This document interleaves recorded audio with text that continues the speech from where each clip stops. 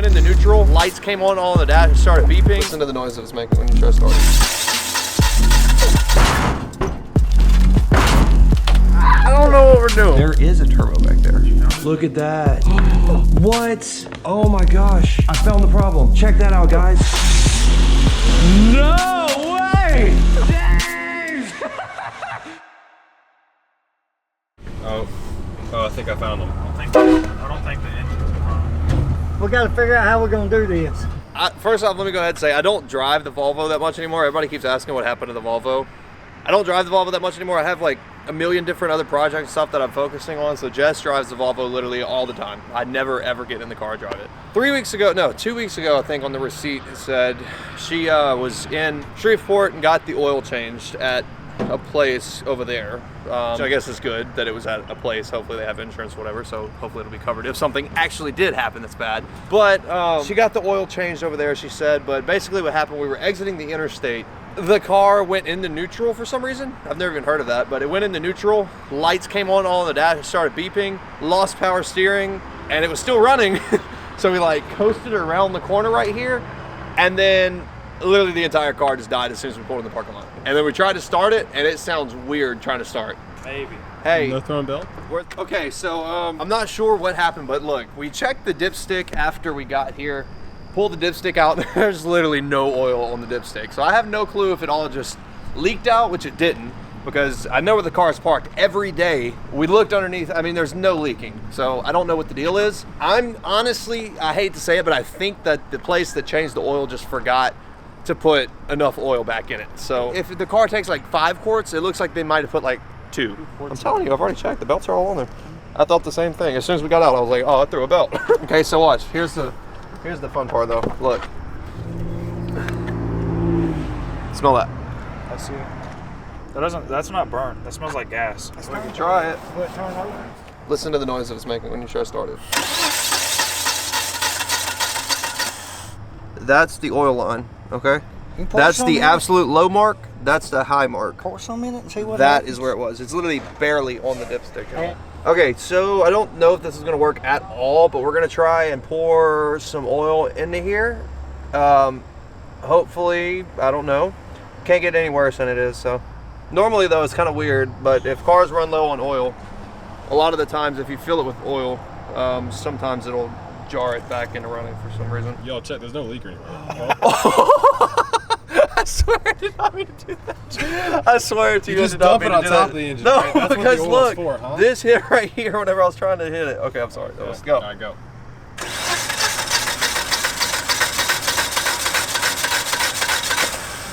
All right, we got to figure out the best way. All right, hit the brake. Don't slam them.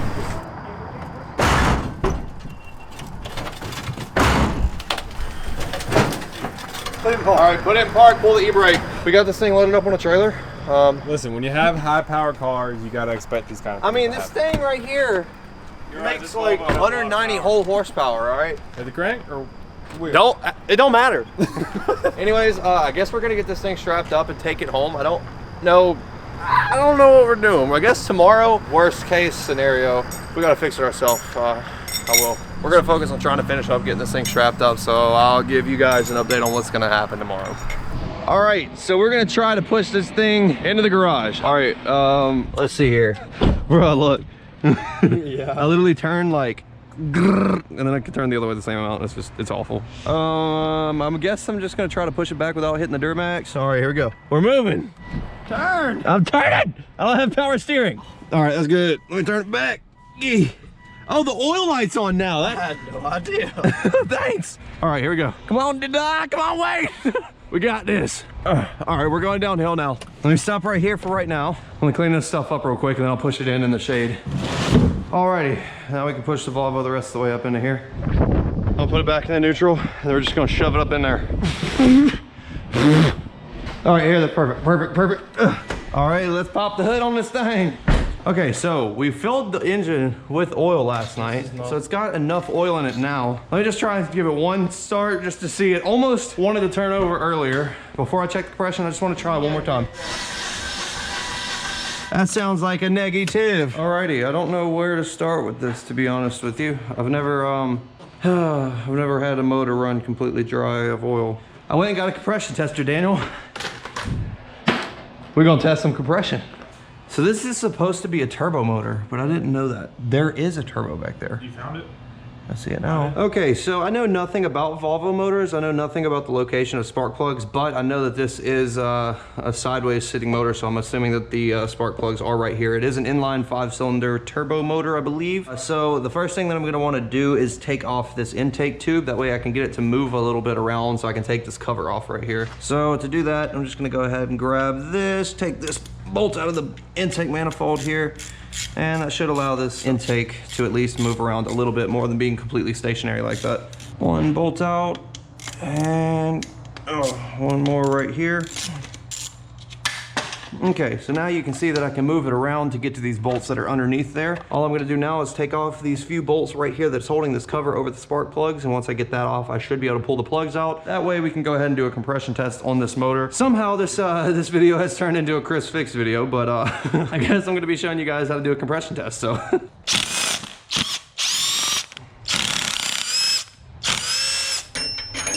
I'm being a little bit lazy. Let's see if I can get in there. Okay, the reason that I did that, if you notice, the more small extensions that you do, it's actually curved because each of these extensions has a little bit of play in them. So it allowed me to curve around that strut brace right there. So a little helpful tip for you guys. Okay, so I'm gonna go ahead and pull this oil cap off. So let's go ahead and pop off this cover right here. Look at that. What? Oh my gosh. I found the problem. Check that out, guys. Look at that. The timing chain or timing belt broke. Yes, the motor is not blown up in the Volvo. Yes, that is awesome, dude. That is close to the best thing that I could have found out of this.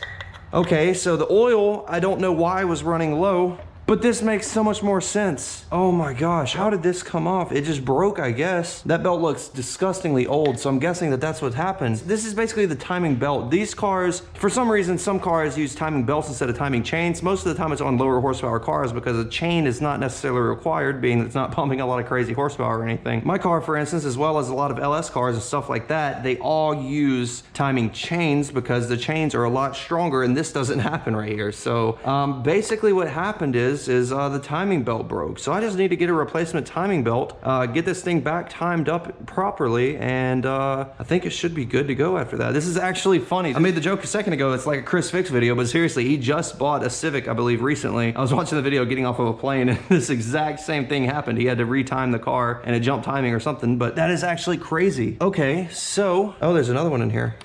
Oh, there's more. Okay,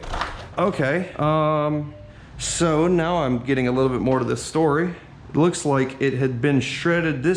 Yeah, that is what happened. Check this out. Okay, so what I'm gathering from this is that this belt looks old and disgusting. This one still looks fairly new. Looks like at one point this was one whole belt, and it looks like it's sheared in half somehow. Maybe something in there caught. There's no telling, but it looks like the belt actually split into two pieces. This belt has been broken off for a long time, being that it looks like the gears and everything running past it for a while. This thing looks awful. This one, on the other hand, still looks very new, so I'm guessing that this one has actually been running the car for a while without this second half on there. And I'm assuming that, I guess, this second little half, this tiny little bit, finally decided to give up, and it broke, which makes total sense now why we lost power steering, why all the lights came on, because it wasn't in time anymore and the motor just died. That is incredible. That makes so much sense. So the motor should be completely fine still. Why it was running low on oil is still beyond me. That still could be an existing problem, but I don't think that there's a problem with that. It looks like it just needs a new timing belt, which is seriously great to hear. That is fantastic. Heck yeah. Okay, so give me just a moment. I'm gonna try and locate a belt for this car, and I guess we'll see what's gonna happen. This is great news though. Thank you for calling Advanced Auto Parts. Advanced Auto Parts batteries. James, how can I help? James, it's Gavin. Hey, what you looking for, man? Guess what? I go to pull the spark plugs out. I pull the engine cover off to go check the compression on the motor and everything. And I pull the cover off and the timing belt broke. Oh, just the belts is 3649. I have a whole kit though, the 153, that's the belts, the water pump, tensioner for the camshaft belt idler, pretty much 4 or 5 different parts. Okay, yeah, then I guess I can get all of that then, that's fine. Hey, I have a question for you. Yeah.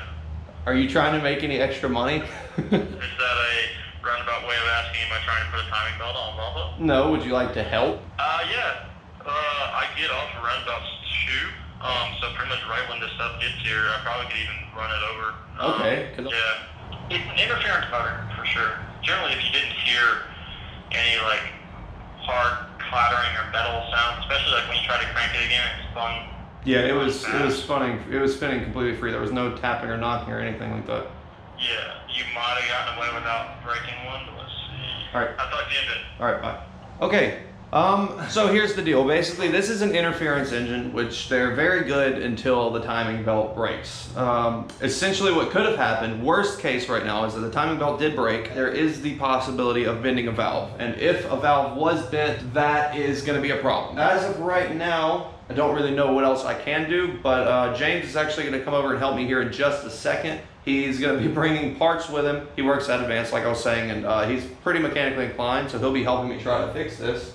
If we can get this all replaced, get it back in time, it's either gonna do one of two things. It's either gonna start up completely because we didn't bend a valve, or it's gonna start and make a ton of clattering noise and sound awful, and we're gonna have to kill it immediately. And then we're gonna be looking into getting a new head for the car and possibly trying to fix the piston, one of the pistons or all the pistons, or whatever, I don't know. That is pretty much where we're at for right now. Oh boy, well, I guess that's a good thing and a bad thing. So I guess I'll keep you guys updated once he gets here with some parts, and I guess we'll go from there.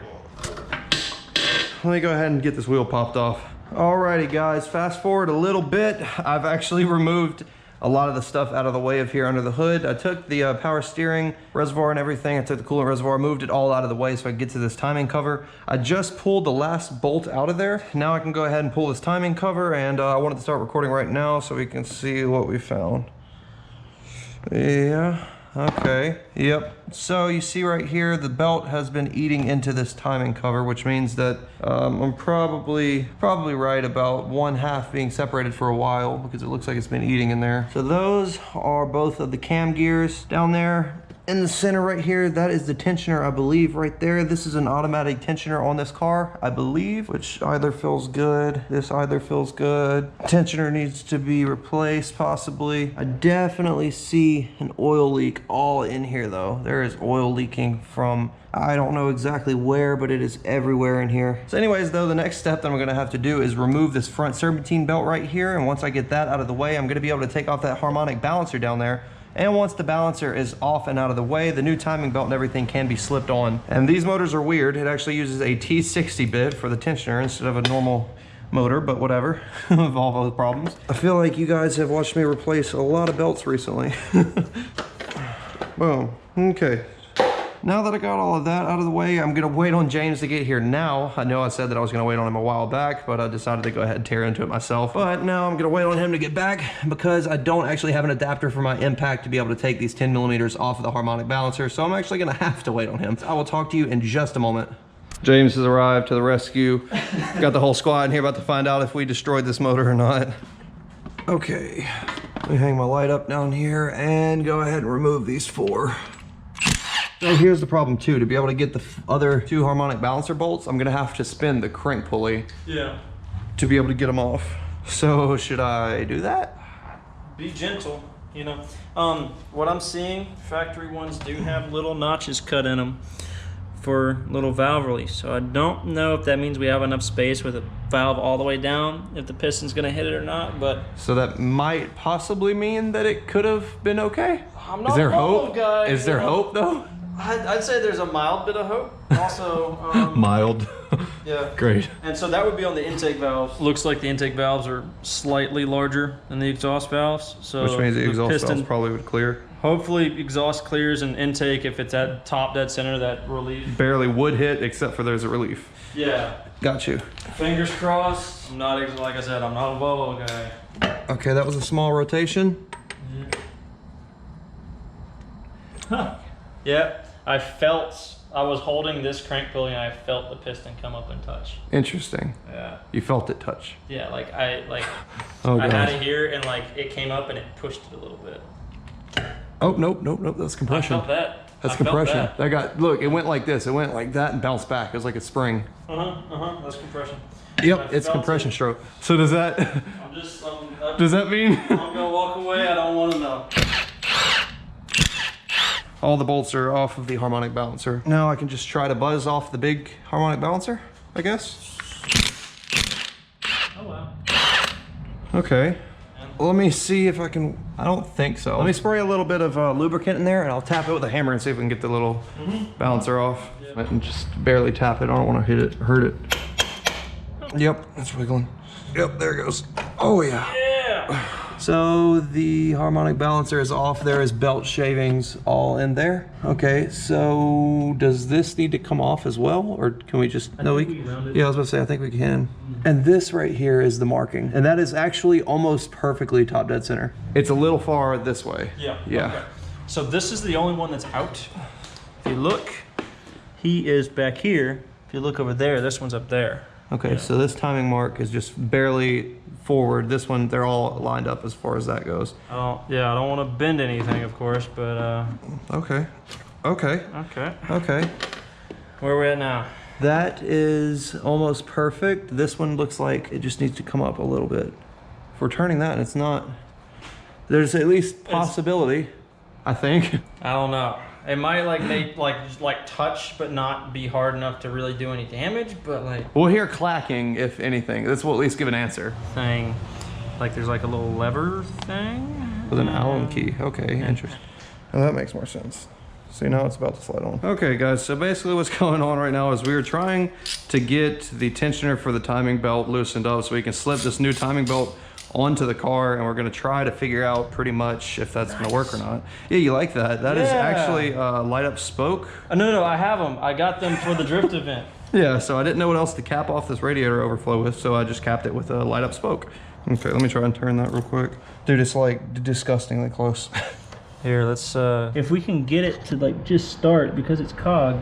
All right, guys, so we think that we have it in time. It's kind of hard to see, but with it set up the way that it is right now, it should at least give us an indication of if it's gonna, run or if we've been a valve or anything like that. It should still run. It just might run rough if we don't have the timing perfect. So we're at least gonna give it a shot to see. Right now, I'm just gonna tighten up this tensioner to get some tension back on this belt. Okay, so the tensioner is tight. Yeah. Should we give it a spin? Yeah? Yeah.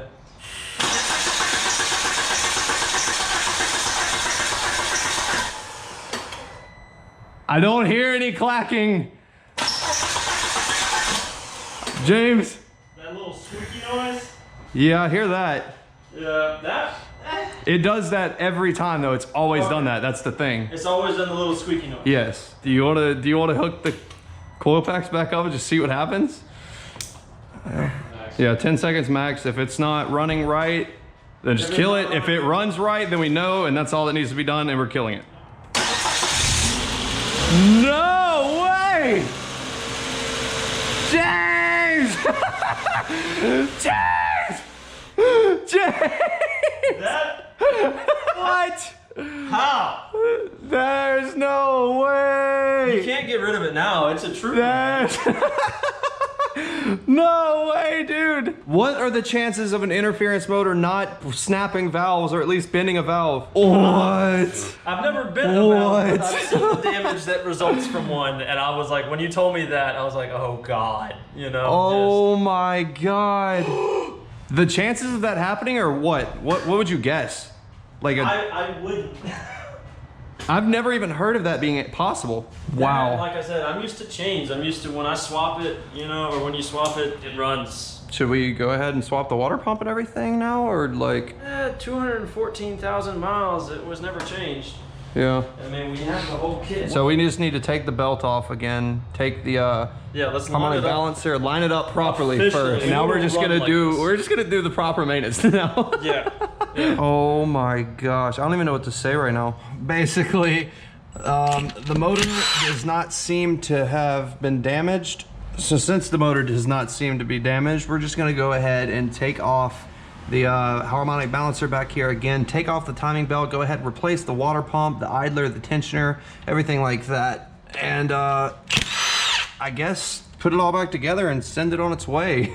I don't know. I mean, I guess this is just like the luckiest thing that's ever happened to me. And the reason I say that, if you're not sure of what an interference motor is, go ahead and get on Google and look up an interference motor, and you'll see why whenever a timing belt breaks, that's so catastrophic normally. And the fact that somehow this motor is still running after that is beyond me. I went and Googled interference motor on Google to see what they would see. It's a piston hitting a valve. It's all about timing. Yeah. Okay, let's slide this balancer back off. Come on, baby. Okay, balancer is back off, which means that we are good to go ahead and take the timing belt off. So I guess we can just slip this timing belt. We'll just slip that out of the way. And now to remove that tensioner, what do we do? It's just one center bolt. Yeah, so right now I'm trying to remove this tensioner out of the way.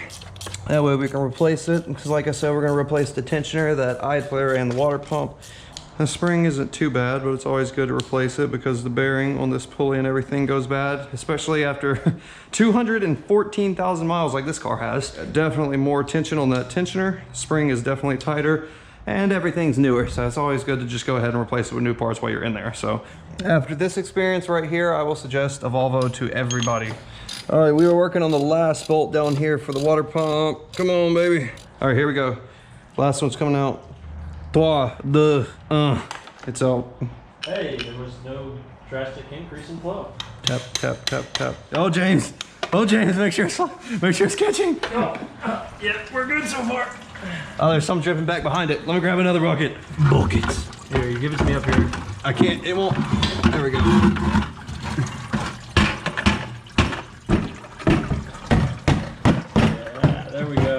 All right. Double bucket technique. All right, you ready for some more? Yeah. Some more tappy? Tappy, tappy. Tappy, tappy. Engage. Oh boy. What is going on down here? Oh my God, that is a lot. Hey, look at that. Hey, that right there. You know what that is? That right there is a water pump that looks perfect. 214,000 miles, that thing was a champ. So we've got the new water pump here. This is gonna prove to be a little bit more difficult than I imagined. Okay, I don't know how, but I got one. Another one? Mosquitoes are coming out everywhere. Alrighty, so we've got the new timing belt all put on, and tensioner is set. Everything is good as far as that goes, so I guess we can go ahead and start it and let it run for a little bit. You wanna let it run for like 30 seconds or so? Maybe not that long because the alternator's not hooked up, but yeah. You're good, go for it.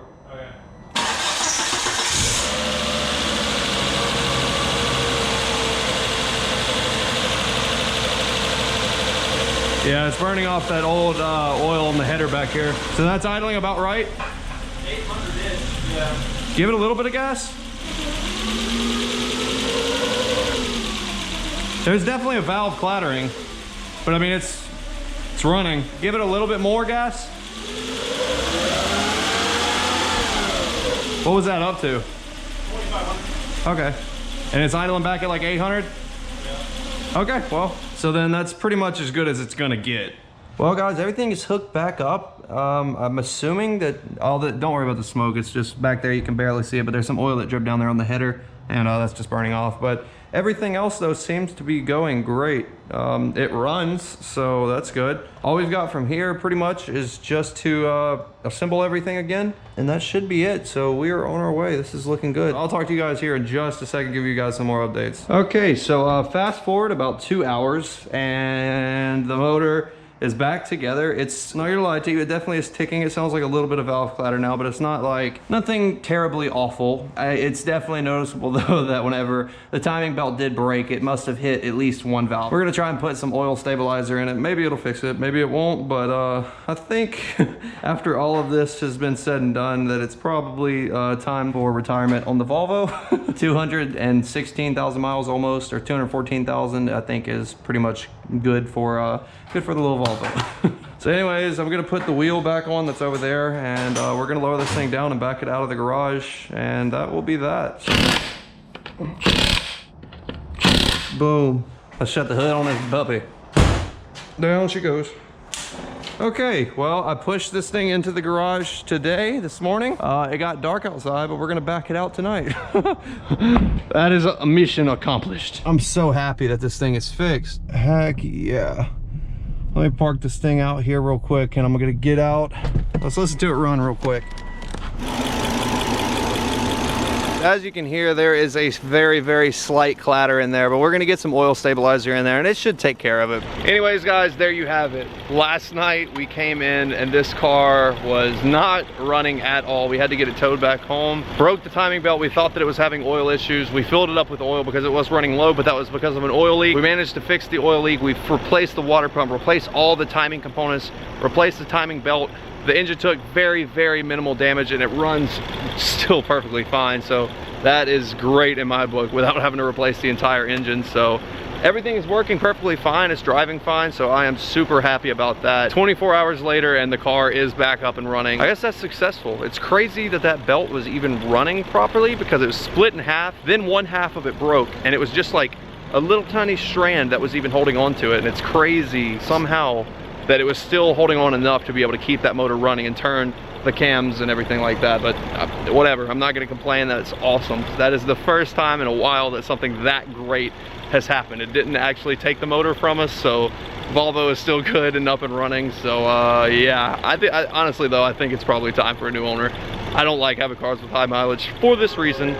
So I'll probably just put it up for sale for pretty cheap and we'll fix the valve issue and everything. So yeah, thank you so much for watching. This has been one crazy day. As you see, my hands are awfully dirty. So I'm gonna go inside real quick, wash up and everything, and we're gonna clean the garage up. That feels good to end a video on a successful note. All right, guys, till next video.